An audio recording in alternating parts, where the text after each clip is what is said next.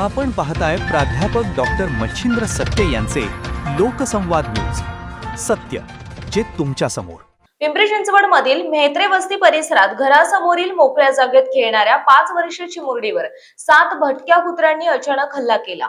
कुत्र्यांनी चिमुरडीला चोहोबाजूंनी घेरून खाली पाडत चावत घेतला. स्थानिक नागरिकांनी तात्काळ धाव घेतल्याने चिमुरडीचे प्राण वाचले.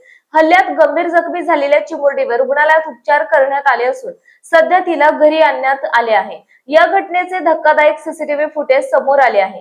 परिसरातील नागरिकांमध्ये संताप असून महापालिकेने मोकाट आणि हिंसक भटक्या कुत्र्यांचा तातडीने बंदोबस्त करावा अशी मागणी होत आहे.